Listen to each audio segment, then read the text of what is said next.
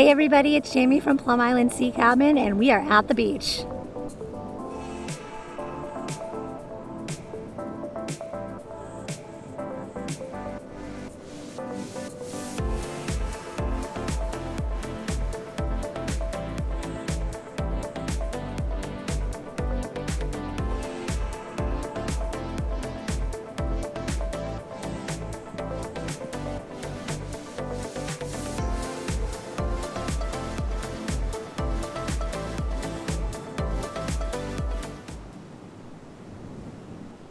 So all this crushed shell down here is really amazing for finding little baby tiny shells. These are the tiny shells that you can find in this area here. So just getting down close, you can see here's more basket shells, New England basket whelks. Those surf clams that I find that are like 8 or 9 inches, they actually start out this small. And like, look at the size of that. It's so cute and so tiny. I mean, look at the size of this moon snail. I mean, I find moon snails that are like 4 inches plus. So I keep saying I'm going to start a mini shell collection, and I think I just started it right now because I can't seem to leave this little pocket of crushed baby shells. Baby dog whelks. So this right here, this is the start of my mini shell collection. And you were here for the beginning of it. Look at this amazing barnacle covered mussel. Looks like a moon snail. Tried to make a meal out of it there. Didn't successfully get through it. But that is pretty cool. I am going to keep this for my collection. Ooh. So if I don't get my feet wet, if I don't sink down, right here is a very nice sand dollar.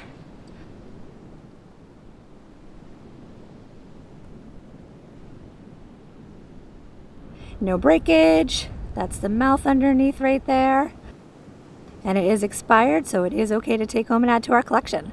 Let's go see what else we can find. So before I turn around and head back, I'm going to head down towards the water to see if we're missing anything down there. We don't want to miss out on anything. Ooh, here is another nice sand dollar. Sand dollars I'm finding today are awesome because they are perfect. So,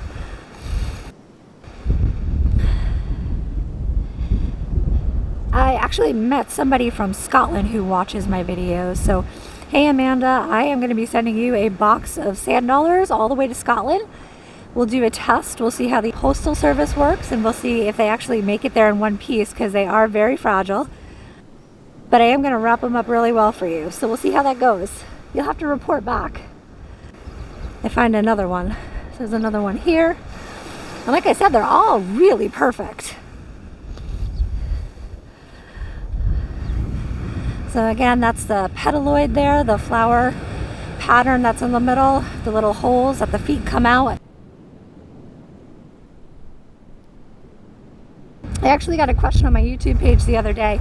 Someone asked me why some sand dollars have holes in them and why other ones don't. Like when I'm down visiting my parents, the sand dollars I find in Florida actually have holes in them. And that is so that the sand dollar can help bury itself faster. There's another one here. Can help bury itself faster into the sand, and it helps the water move through it so that the sand dollar doesn't get lifted off the ocean floor and tumbled around.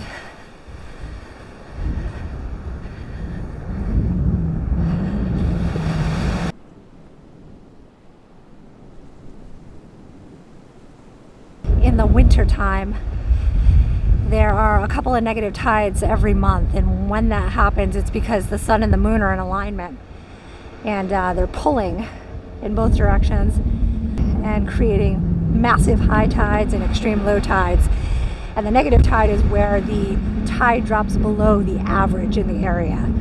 So today is actually a negative low tide, and you can see we are about 2 hours before dead low, and you can see how much of the beach is actually exposed. Now, if you could imagine 2 hours from now, I will not be here because it will be completely dark. You can see the sun is getting ready to dip behind those trees over there. And when it does, it gets really, really dark here really, really fast. So in about 20 minutes, I'm going to turn around and head back to my car. But at a negative low tide, this is the amount of beach that's exposed now. And you can probably expect double that. So think of all that beach treasure we're going to be missing because it gets dark so early. It breaks my heart. So I also keep saying I'm going to turn around and head back to my car, and I am going to turn around and head back to my car because it's going to get dark really quick. But up ahead, right down here, right in that little section over there, you can see them from here, which I'm pretty far from.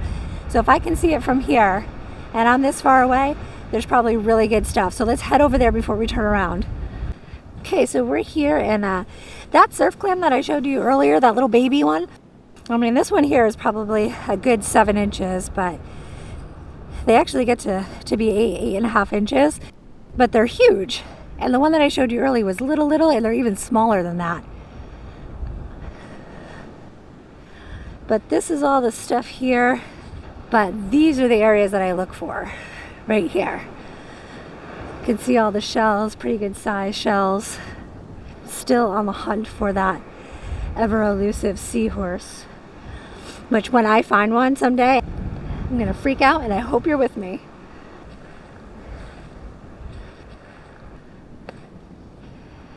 This would have been a very cool scallop shell. I love the black scallop shells, but is busted up stuff. So we're gonna leave that.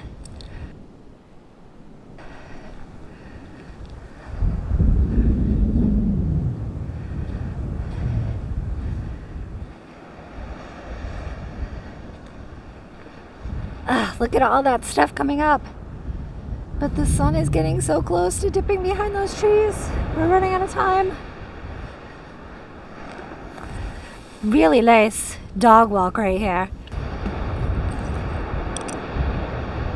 Put that on my surf clam shell. So that's a really nice dog walk.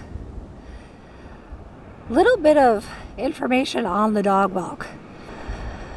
So it is one of my favorite shells. It comes in a variety of colors, but what's really fascinating to me about the dog whelk is that its food of choice seems to be the blue mussel. And it does have a radula like the moon snail where it drills through the mussel shell and consumes it.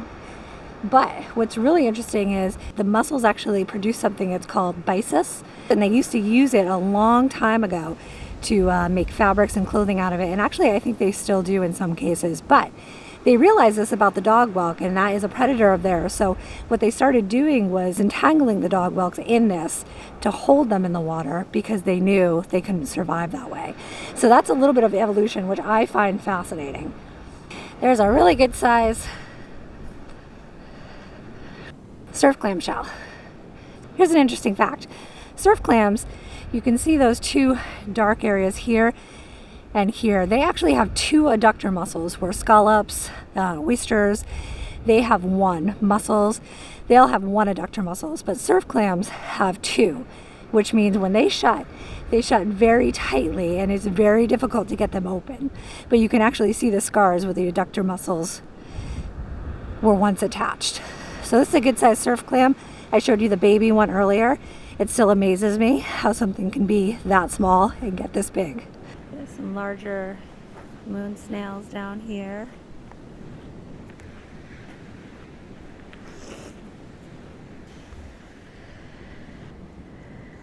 Nice piece of sea coal here.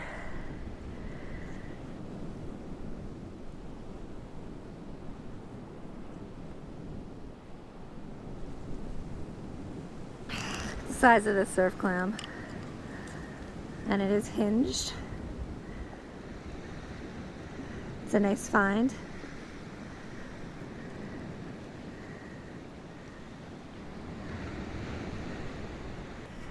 The lady crab claw. I've yet to find one of these whole, and I would love to see a whole one of these, a live one, just because of the markings. They're so beautiful. But again, it's a lady crab claw. Really pretty, beautiful crab. Hopefully one day we'll find one that's alive. We can take a look at it together. So I made it back to my car. Thank you so much for shelling with me. I'll see you next time we hit the beach. And check out that spectacular sunset.